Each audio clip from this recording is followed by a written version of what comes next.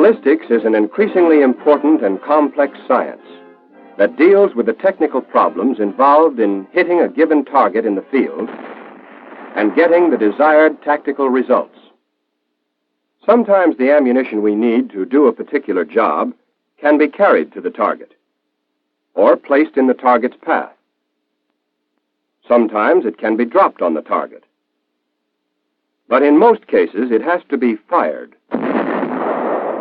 or propelled. This involves the solution of three different kinds of problems which are covered by three closely related divisions of ballistics. Interior ballistics is concerned with the launching of the ammunition. Exterior ballistics is concerned with its behavior in flight. And terminal ballistics deals with the action of the ammunition at the target. Let's look first at the problems involved in launching our ammunition with launching devices that are complex, precision-made instruments, but which operate on a principle as simple as that employed in a pea shooter. When the pressure behind the projectile becomes strong enough, the projectile will move. In any gun, howitzer, mortar, or small arms weapon, the pressure behind the projectile is caused by the burning of the propelling charge or propellant, which forms a tremendous amount of gas in the chamber. This pressure is measured in thousands of pounds per square inch and is exerted equally on all surrounding surfaces, but with different results. The forces represented by the vertical arrows have no effect on the projectile. The pressure or force to the right is against the projectile, the most readily movable of the surrounding surfaces, and sends it out of the bore. At the same time, the force to the left is against the gun, which moves in recoil.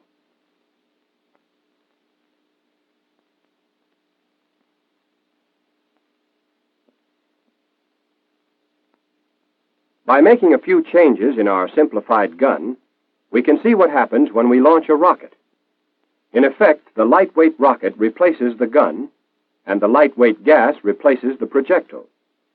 The pressure inside, being equal in all directions, forces the gas out of the chamber at an extremely high velocity. At the same time, the pressure exerts an equal force to the left to propel the rocket.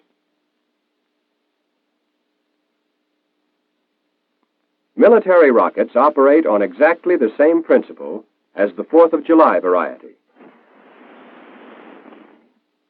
The bazooka also uses the rocket principle, while the recoilless rifle is a combination gun and rocket.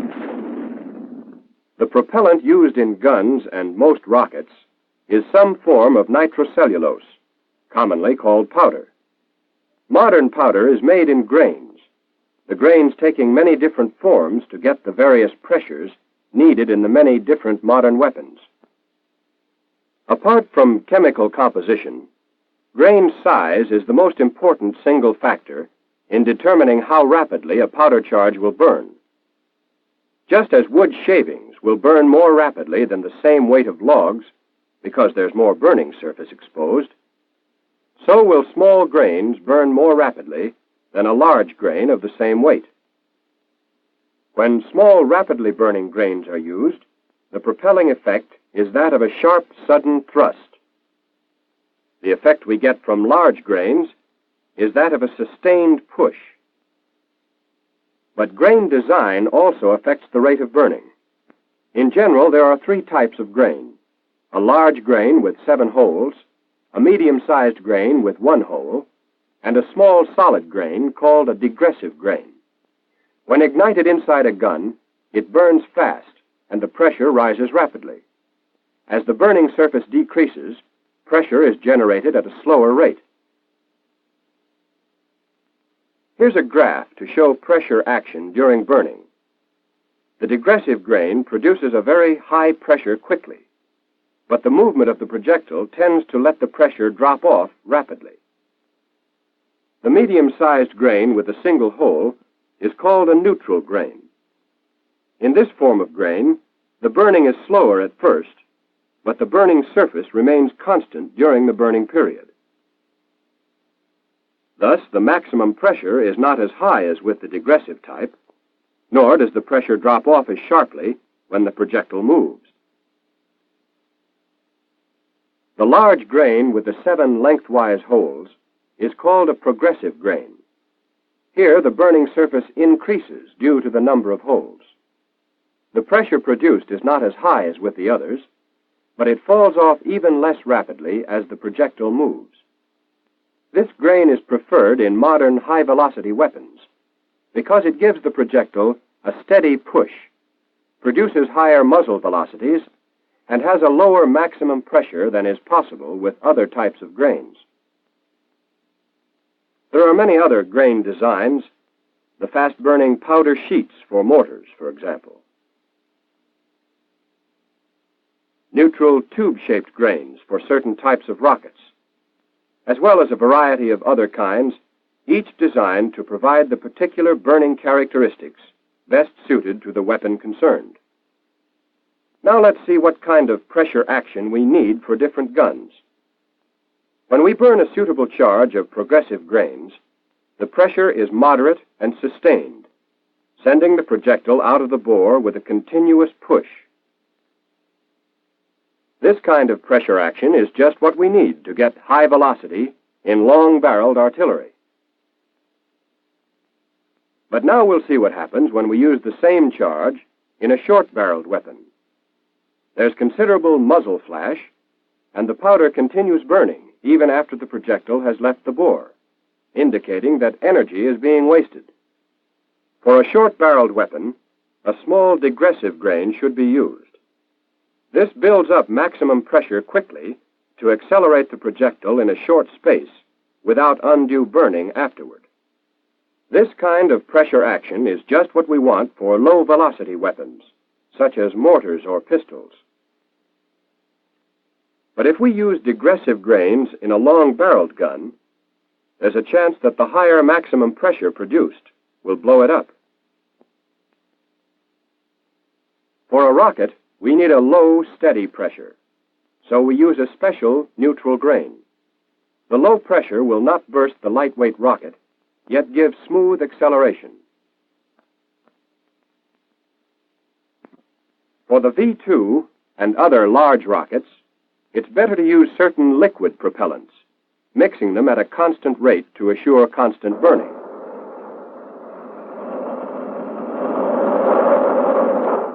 In all cases, the propellant must suit a particular tactical purpose. That means providing the desired velocity with a minimum of smoke, flash, and wear on the weapon. Interior ballistics is a highly complicated science, and what you've seen isn't the whole story by any means. But you do know what an important part pressure plays in launching the projectiles. You know something of the effects of grain size and design on gas pressure. And you know the relative burning action of the digressive and other types of grain. In other words, you've got a good idea of why and how a projectile leaves home. Now you're ready to consider exterior ballistics. Exterior ballistics is concerned with the behavior of projectiles in flight. If we could fire a cannonball, influenced by no outside forces, it would continue forever in its original direction at its original velocity. If we add the force of gravity, the cannonball follows this sort of path or trajectory.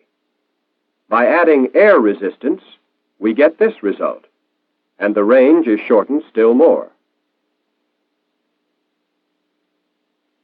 To overcome air resistance and get greater range, we might streamline our cannonball, stretching it into a projectile. But look what happens. Our projectile tumbles, and the range is shorter than ever. We need something to stabilize our projectile in flight. One solution is to equip the projectile with fins. The use of fins solves the problem very effectively for mortars and some types of rockets, and the result is much greater range. Having the projectile spin is another solution to the tumbling problem. This, however, causes the projectile to swerve from a straight course, drifting to one side according to the direction of the spin. That isn't as bad as it might seem because we know it's going to happen, and we allow for the drift in aiming. To get the required spin, spiral grooves are cut in the bore of the gun, and a soft rotating band put around the projectile. The band engages the grooves, and the projectile rotates or spins. Although there are many forces affecting the projectile, the most important to remember are gravity, which pulls the projectile down, and drag due to air resistance, which slows the projectile. There's nothing we can do about gravity, but we can overcome the effects of drag to some extent in the design of our projectiles. For instance, by the streamlined windshield on this one. Boat tailing, another method of streamlining, also helps to reduce drag. For long-range fire, we must consider, in addition to gravity and drag, the effects of varying density of the air, the temperature of the air, winds over the trajectory, and the rotation of the Earth. The basic problem of the exterior ballistician is always the same: to study, improve, and predict the behavior of projectiles or missiles in flight. Solution of the problem involves the knowledge of many complex forces, the application of many scientific principles, the use of many ingenious lightning-fast computing machines. The ultimate purpose of all this is to design projectiles and compute firing tables, both of such accuracy that our combat units get the maximum number of direct hits. And that is where terminal ballistics comes in. In terminal ballistics, we are concerned with what happens at the target, with the problem of getting the type of action we want for each different kind of target by the most economical, practicable means. Our projectiles, bombs, warheads, mines, grenades, and so forth are designed to provide different basic effects. By using a large amount of high explosive, we get an effect called blast, making use of violently expanding gases under tremendous pressure. Blast shatters brittle masonry or concrete. It will also twist and tear the metal construction of buildings and vehicles. If penetration is the important thing, we can use a high-velocity projectile with a tough nose and little or no explosive. This sort of projectile will penetrate wood, stone, and up to several inches of steel. By using certain proportions between the weight of the explosive and the thickness of the projectile, we can get fragmentation. Our projectile or bomb breaks up into hundreds of flying fragments. They penetrate like bullets, but leave more jagged, irregular holes. Fragments from bursting shells can do severe damage to personnel and to light structures, such as this plane. Finally, by using incendiary projectiles, or bomb clusters, we can start fires to cause great damage in a city, or in a structure or area where large quantities of supplies are stored. Generally speaking, each type of action will be effective against one particular type of target, but a combination will be even more effective.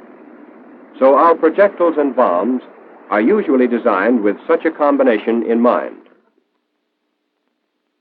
Now, to time or control the action of the projectile at the target, we use different types of fuses. Some of our fuses act on impact, either instantly or after a short delay. Time fuses act to set time after launching. Proximity fuses when they get near the target. Fuse location is also important.